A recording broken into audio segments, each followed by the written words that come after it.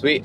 Hey, what's up, guys? Cheers. This is Six Tips. We are doing an on the road segment, and this is take number 2 because it didn't record on the last one.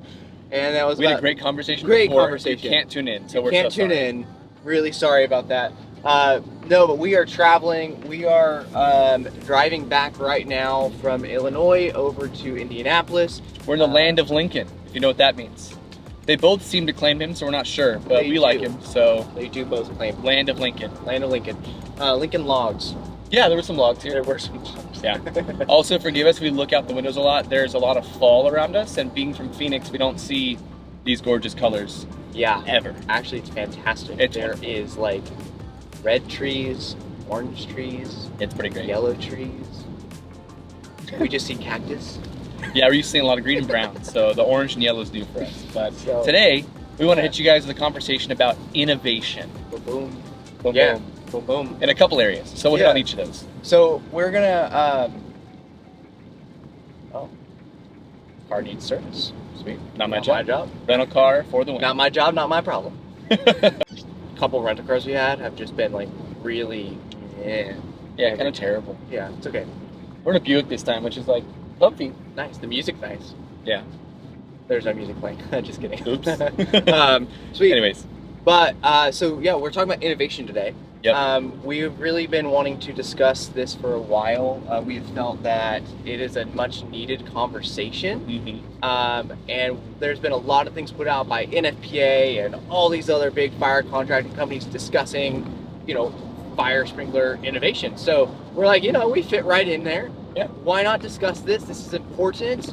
We're moving in the 21st century. So, Peter, I want to ask you, so there's a lot of new technologies coming out. And the first discussion I want to have is technology innovations. How do you see technology innovating, facilities, inspections, and all these things? And what have you heard about it? I mean, innovation is always a topic of conversation when it comes to buildings and companies. We love innovation. It's a big deal for, at least for our American audience. We always seem like we're hearing the newest innovations and blah, blah, blah. But honestly, the central to innovation in building maintenance and fire sprinkler stuff specifically is the advent of useful data on your systems. Whether that's, your Internet of Things or, in our case, we provide a lot of data surrounding your actual fire sprinkler systems. If you ever see one of our reports, a single system report from us is 24 pages long. Yeah. It's gigantic. And it's just data. It's 3/4 of it is just the physical data about your system. It's huge. Yeah.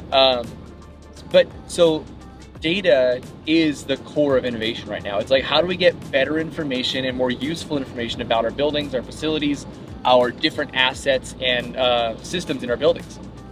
Well, yeah, and I think,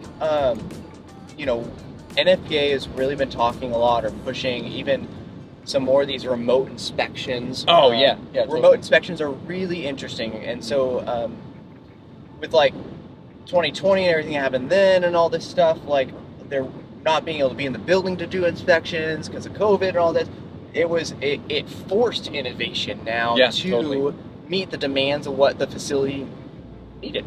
Well, and let's think about it too. The world that we're living in now is so much bigger than the world when fire sprinkler systems were first in an innovation in themselves in your building code and stuff that. The number of systems just in the Phoenix metro area, not even in the surrounding suburbs, just Central Phoenix. Sid had a whole conversation with Compliance Engine about 30,000. So I talked with some of the guys at Compliance Engine, Brian, and he and I discussed. I was like, so how many systems have you tracked?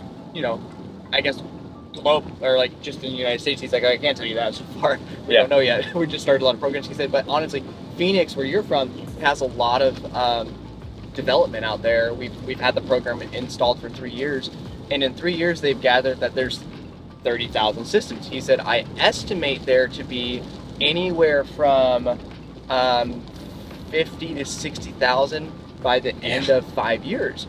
What's crazy though is I said, so I gotta ask how many 5 years have been done, and he went digging. He's like, well, there's about 8,000 5 years that have been tracked out of the 30,000 systems. That's like a quarter of what exists just in the Phoenix metro. Just a quarter.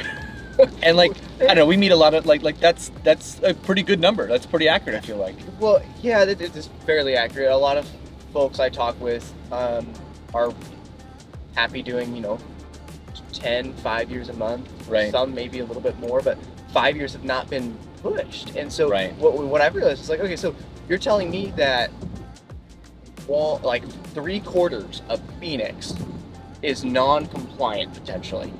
Yeah, we just don't know. We just don't know. Untracked. Like They're that's not tracked. Well, I mean, we don't know. We know that there's 30,000. Their 5 years might be due in the next 2 years. I don't know, but Right. that means we have 24,000 potentially 5 years that need to be done in 2 years, not including the ones that are about to be tracked. Right.